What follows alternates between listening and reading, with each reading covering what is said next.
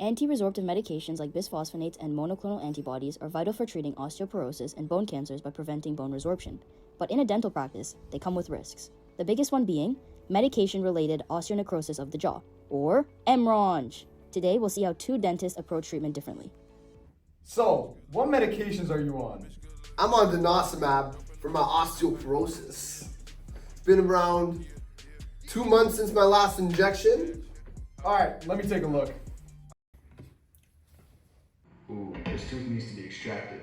But since he's on denosumab, I need to consult his GP and wait another month so that the extraction can be safe.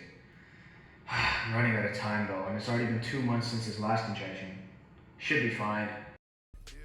Alright, looks like I'm gonna have to take this tooth out. Keep your mouth open. Good boy. Hopefully he doesn't develop MRONJ and end up with exposed bone, poor healing, significant discomfort, inflammation, pain, pus, loose teeth, numbness, bone loss, or bad breath. Should be fine. Dr. Dave didn't follow proper procedure while knowing that patients on denosumab face a 2.3% higher risk of developing MRONJ following extraction. Poor communication, no risk assessment, and zero prevention planning. Big mistake. What is MRONJ, aka medication-related osteonecrosis of the jaw? It is exposed, non-healing jawbone in patients on anti-resorptive drugs like bisphosphonates or denosumab with no history of jaw radiation. It is triggered by invasive dental procedures like extractions or implants, or even spontaneously, especially in patients with poor oral hygiene or long-term high-dose medication use.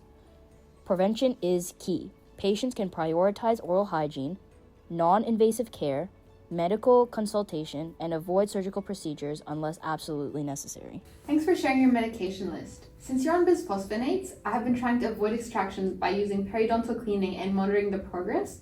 However, it looks like the tooth will still need an extraction. Oh, I didn't realize that was a problem. Yeah, so these medications help your bones, but they can increase your risk of MRONJ, which is a serious jaw condition, especially after surgery. The risk is only like a 0.43% increase, but it's always good to stay safe. Yeah. I've documented everything and we'll send your case to the GP for coordination, and then we can see where to go from there. I've also found a surface cavity on your bottom back molar. Yeah, but because of your medications, I'll do my best to manage it without any drilling since we want to minimize any invasive procedures, which means that we're going to have to improve some of your oral health practices to stop the cavity from getting worse.